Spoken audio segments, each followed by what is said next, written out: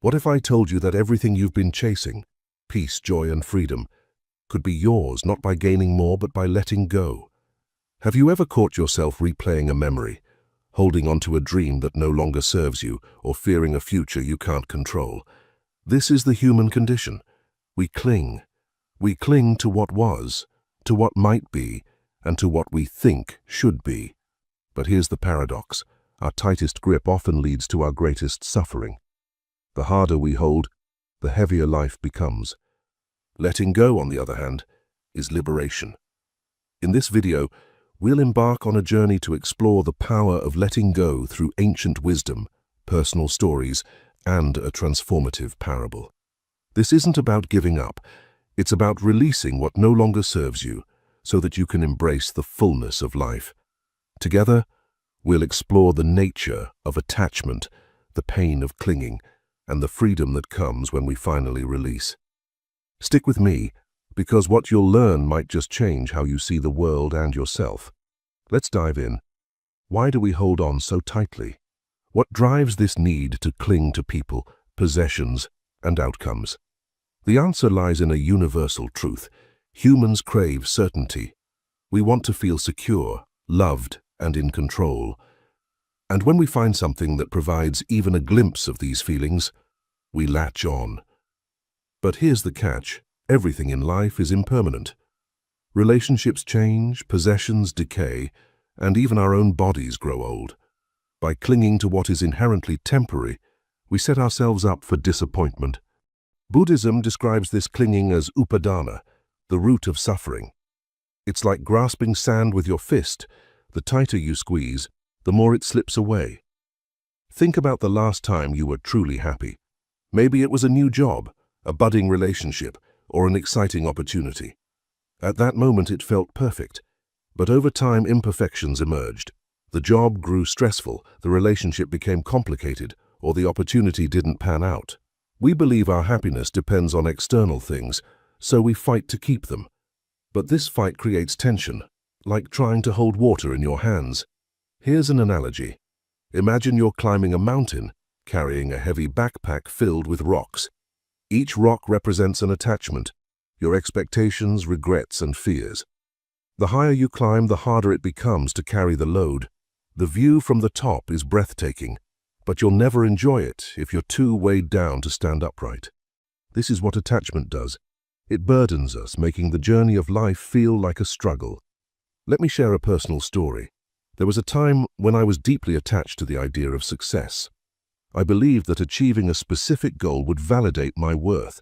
I worked tirelessly, sacrificing time with loved ones and neglecting my well-being. When I finally reached that goal, the satisfaction was fleeting. Instead of feeling fulfilled, I felt empty. Why? Because I had tied my happiness to an external outcome, an outcome that couldn't sustain me. This is a struggle many of us face. We cling to the idea that something external will complete us.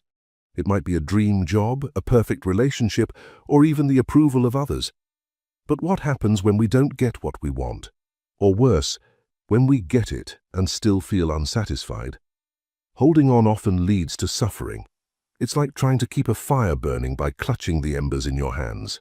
You only end up burned. Grudges are another form of attachment.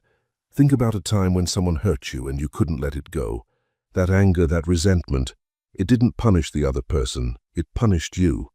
We carry so much, past mistakes, old wounds, and unmet expectations. But the truth is, we don't have to. Buddhism offers profound insights into the nature of attachment and the freedom of letting go. One of its core teachings is the concept of anicca, impermanence. Everything in life is in a constant state of change. The seasons shift, rivers flow, and even mountains erode over time. When we resist this natural flow, we create suffering. A famous Buddhist metaphor is the raft. Imagine you're crossing a river using a raft. Once you reach the other side, do you continue carrying the raft on your back? Of course not. The raft served its purpose, and now it's time to leave it behind. But in life, we often carry rafts long after we've crossed the river. Old identities, past relationships, and outdated beliefs.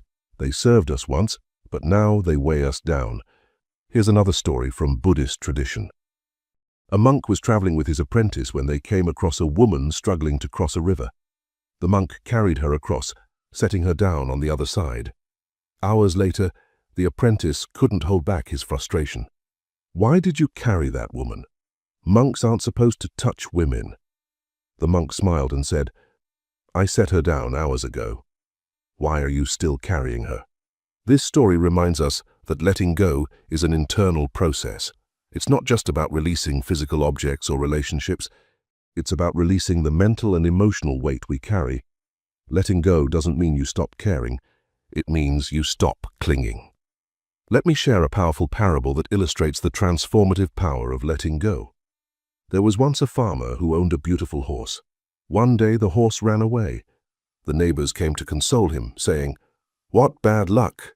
The farmer replied, "Maybe." A week later, the horse returned, bringing with it a herd of wild horses. The neighbors exclaimed, "What good fortune!" The farmer replied, "Maybe." While taming the wild horses, the farmer's son fell and broke his leg. The neighbors lamented, "How unfortunate!" The farmer replied, "Maybe." Soon after, the army came to recruit young men for war. Because of his broken leg, the farmer's son was spared. The neighbors rejoiced. "How lucky!" The farmer replied, "Maybe." This story teaches us that life is full of ups and downs, but clinging to outcomes, whether good or bad, keeps us trapped.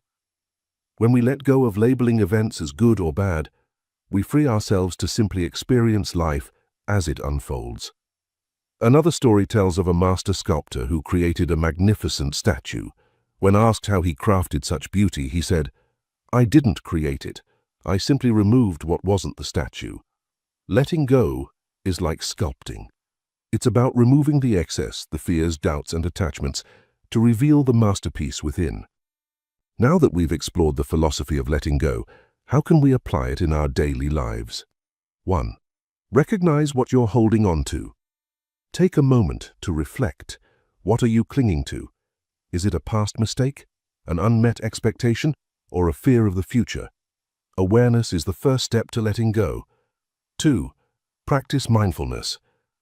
Mindfulness helps us observe our thoughts without judgment. Meditation, even for a few minutes a day, can create the space needed to release attachments. 3. Reframe your perspective.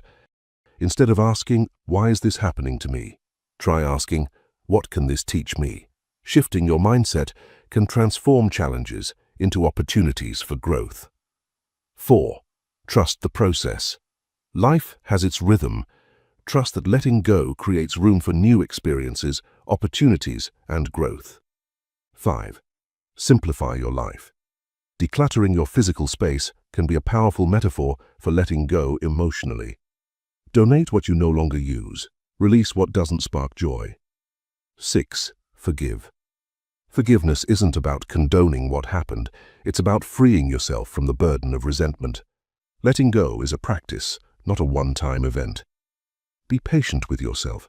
Letting go is one of the hardest things we'll ever do, but it's also the most liberating. When we let go, we create space for joy, peace, and the unexpected beauty of life. We stop clinging to the past and fearing the future. We begin to live fully in the present. As you move forward, remember, you are not your attachments. You are so much more. If this story resonated with you, share it with someone who might need it. And don't forget to like this video and subscribe for more stories that inspire transformation. Until next time, remember, the less you hold on, the more you can embrace.